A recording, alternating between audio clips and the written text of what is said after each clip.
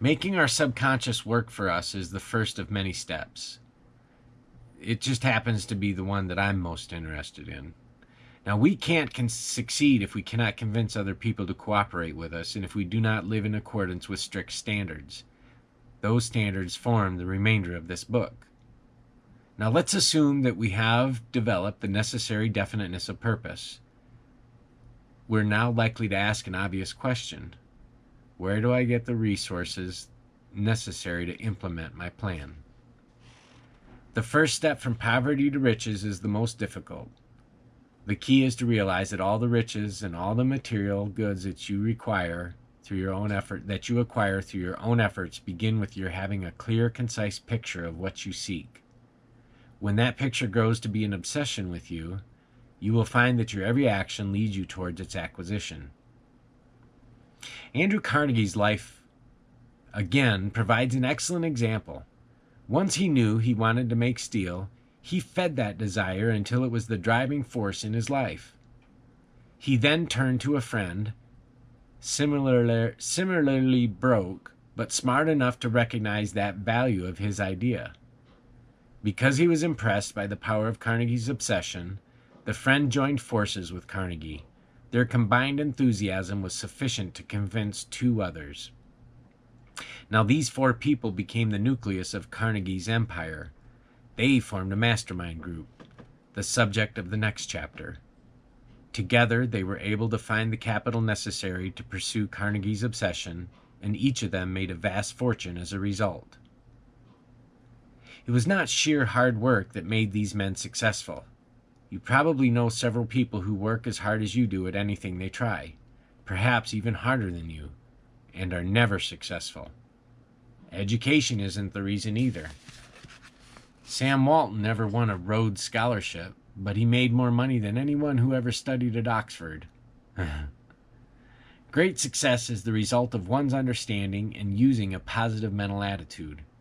Your mental attitude gives power to everything you do. Having a positive mental attitude means that your actions and thoughts further your ends. Having a negative mental attitude means that you are constantly undermining your own efforts. As you build your desire into an obsession and develop definiteness of purpose, you will also build and develop your positive mental attitude.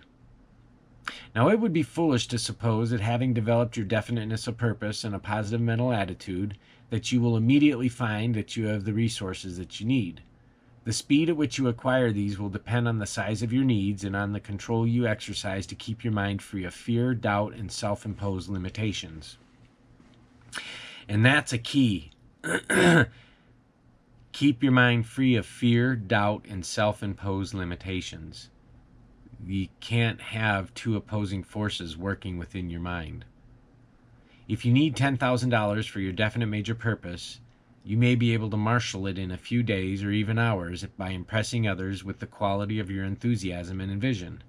If you require $1 million, it's likely going to take a little bit longer. An important variable in this process is just exactly what it is you offer in exchange for that $10,000 or that $1 million. The time required to deliver the service or the equivalent value you intend to supply is also significant. You must be clear about what it is that you will give before you can expect to get anything in return. Now, creating a plan. No one gets something for nothing. People who have money to give will expect to receive something in return. A product, a service, an increase in their own capital. We won't be successful overnight. In fact, we will not be successful until we have returned to everyone who has aided us everything that he or she is due. Your definite major purpose must include provisions for doing this. You may be nodding your head in agreement with this and deciding you will surely make this happen. But unless you have an extraordinarily disciplined mind, it is not enough to envision this part and every other part of your plan. You must write them down. Writing out your definite major purpose forces you to be specific about it. It reminds you of its strengths and will expose its weaknesses. If you cannot put what it is that you are going to do into words, it's probably probably because you are not as sure about it as you think. Once you have written your plan, read it aloud to yourself at least once every day. Now this will fuel your obsession and reinforce its nature in your mind. When you face a choice about how to proceed, having your definite major purpose to read